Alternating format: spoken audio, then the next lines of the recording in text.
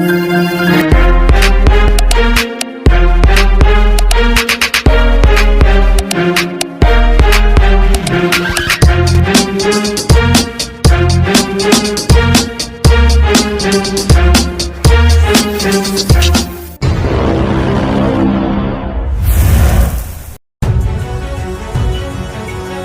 One Piece Chapter 1018 diawali dengan masih memperlihatkan kekacauan yang terjadi di seluruh pulau Onigashima, tepatnya di dalam kastil, dan kekacauan tersebut menjadi perhatian utama oleh para Maris, yang notabene-nya merupakan sebuah CCTV yang berada di dalam markas besar kelompok bajak laut binatang buas, yang menurut laporannya, ada 300 headliner yang telah melakukan pengkhianatan atau yang bergabung dengan pasukan aliansi pemberontakan kemerdekaan negeri Wano, alias yang memiliki kekuatan gifter, dengan kata lain pengguna buah iblis Zone Smile. Sementara itu, keadaan di lantai pertunjukan tidak kalah kacau dengan apa yang terjadi di dalam istana Kaido. Dan setelah mendengar perintah yang menggelegar dari Otama tersebut, pasukan Kaido yang lain yang tidak memakan kibidanggu milik Otama pada akhirnya mulai menyadari bahwa penyebab kehuru-haraan yang terjadi di Pulau Onigashima adalah tidak lain dan tidak bukan disebabkan oleh Otama, sehingga membuat anak buah Kaido yang lain mengalihkan perhatiannya kepadanya, yang sekaligus menjadikan Tama sebagai target utama untuk di bumi hanguskan terlebih dahulu, agar keadaan yang terjadi kembali seperti semula. Usopp dan Nami yang mengetahui Tama menjadi target utama dari pasukan musuh, langsung berinisiatif untuk mengamankan sang bocah dari kejaran pasukan bajak laut Kaido, yang dimana mereka berdua mulai melarikan diri dari tempat kejadian perkara. Namun aksi melarikan diri dari mereka terlihat oleh pasukan Kaido yang lain, yang kebetulan juga berada di tempat yang sama dengan mereka. Tetapi sebelum mereka disergap oleh pihak musuh, wakil kepala sipir penjara Udon, yaitu Daifugo, datang tepat waktu untuk menyelamatkan mereka bertiga dari kejaran mantan rekannya.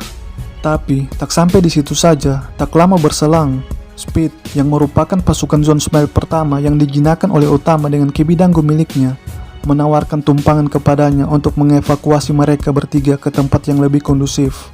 Sebab Otama adalah seorang bocah lemah yang sekarang menjadi sasaran kemarahan dari seluruh pasukan bajak laut binatang buas. Maka sudah sepatutnya lah ia menjadi prioritas utama untuk dilindungi dari segala mara bahaya yang akan mengancam jiwa dan raganya. Karena jika ia kehilangan nyawa, maka kemungkinan besar efek dari kekuatan buah iblisnya akan sirna seiring dengan kepergiannya ke alam lain.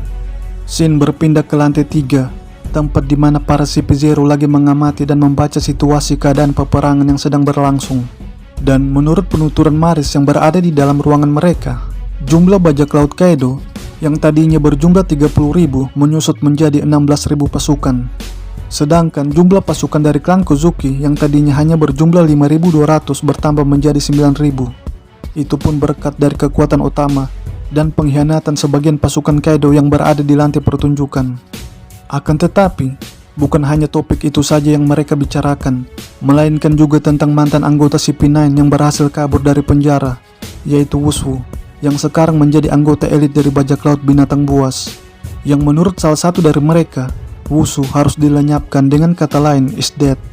Bukan rahasia lagi bahwa di dalam dunia spionase, mata-mata yang gagal dalam menjalankan misi harus dilenyapkan keberadaannya, supaya kerahasiaan badan instansi pemerintah di mana ia bekerja tidak jatuh atau bocor ke pihak musuh. Tapi untuk saat ini mereka hanya bisa menunggu hasil pertarungan antara Wushu versus Jinbei. Seperti yang dikatakan oleh CP0 sebelumnya, Wushu lagi bertarung dengan kru terbaru dari kelompok bajak laut topi jerami, yaitu Jinbei, yang dimana anak buah Wushu diperlihatkan lari kalang kabut dari pertempuran mereka berdua. Dan tak berselang lama, Wushu menggunakan jurus Geppo untuk terbang di udara sambil menyerang Jinbei dengan secara membabi buta. Jinbei yang melihat bahaya di depan matanya tak tinggal diam di tempat. Dengan kata lain, Jinbei menghindari serangan Wushu agar terhindar dari luka fatal, karena sebelumnya tangannya mengeluarkan darah akibat menangkis serangan kuat Wushu tersebut. Bahkan saking kuatnya, serangannya dapat menembus loteng lantai 3. Wushu yang mengetahui Jinbei menghindari semua serangan beruntunnya, terkaget-kaget dan kesal tentang cepatnya pergerakan Jinbei di daratan, meskipun ia adalah seorang manusia ikan yang berlendir. Tak patah arang, Wushu mencoba menyerang langsung tubuh Jinbei dengan gigi taring panjangnya yang dia padukan dengan haki buso dan tekai. Namun serangan dahsyat tersebut sudah diantisipasi oleh Jinbei dengan memasang kuda-kuda bertahan dan tangan bersilang yang dia lapisi dengan buso Sukuhaki, yang tujuannya untuk menahan dan minimalisir dampak serangan Wushu ke tubuhnya. Setelah berhasil menahannya, Jinbei memanfaatkan daya dorong dari serangan Wushu, lalu dia konversikan ke dalam bantingan ala pemain gulat yang membuat anggota Tobiropo tersebut kesakitan. Oh iya, dari pertempuran mereka berdua, kita akhirnya mengetahui bahwa Wushu juga bisa bergerak ketika lagi mengaktifkan tekainya. Sebab selama ini yang kita ketahui hanya Jabura seorang yang mampu bergerak dalam mode tekai. Dan dari pembicaraan Wushu kepada Jinbei, terdapat dua hal yang menarik. Yang pertama, bahwa yang mencuri buah iblis Gomu-Gomu adalah Shanks, bukanlah Kero, seperti yang tertera pada Viper Card Databook Volume 1. Kesalahan yang seperti ini sudah kerap kali kita temui, jadi sudah tak heran lagi. Yang kedua, tentang Nika, atau Sang Dewa Matahari, yang menurut informasi dari Wushu, bahwa dia akan muncul untuk membebaskan para budak. Setahu saya, nama Dewa Matahari juga pernah disebutkan pada saat flashback Norland chapter 287 dan flashback Big Mom chapter 867. Mungkinkah kedua negara tersebut dulunya memiliki ikatan, mengingat kesamaan nama dari dewa mereka? Bisa jadi. Menurut saya, Jinbei juga mengetahui tentang Nika atau Dewa Matahari yang dikatakan oleh Wushu kepadanya.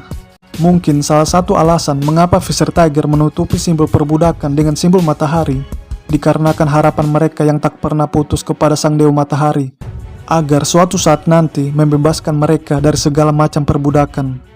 Jinbei yang mendengar rasnya dilecehkan dengan cerdas menginjak ekor Wushu, yang membuatnya tak bisa mengelak dari pukulan karate super kuat milik Jinbei, hingga membuat Wushu terlempar membentur pilar istana Kaido. Pertanyaannya, apakah Wushu langsung kalah begitu saja? Menurut pendapat pribadiku, Wushu belum kalah, sebab ia memiliki kekuatan buah iblis Zoan Purba yang dikenal dengan ketahanan fisik dan regenerasinya. Berkaca pada kasus ulti, yang masih bisa bangkit dari serangan pamungkas milik Big Mom. Logikanya, jika ulti masih mampu bangkit diserang oleh Yonkou, masa Wushu langsung keok? Apalagi yang menyerangnya hanya mantan Shichibukai, yang kekuatannya masih jauh di bawah Yonkou. Terlebih lagi, serangan Jinbei baru 2 kali ia layangkan kepada Wushu. Jika memang Wushu belum kalah, maka saya berharap akan terjadi pertarungan yang lebih sengit dan menegangkan di antara keduanya. Oke? Itu pun tergantung dari Eiichiro Oda, karena dialah sang sutradara dari dunia manga One Piece. Demikianlah review One Piece chapter terbaru pada kesempatan kali ini. Lebih dan kurangnya mohon dimaafkan. Bagi teman-teman yang telah menonton video ini, kritik dan sarannya akan selalu diterima. Dan terima kasih banyak atas dukungannya.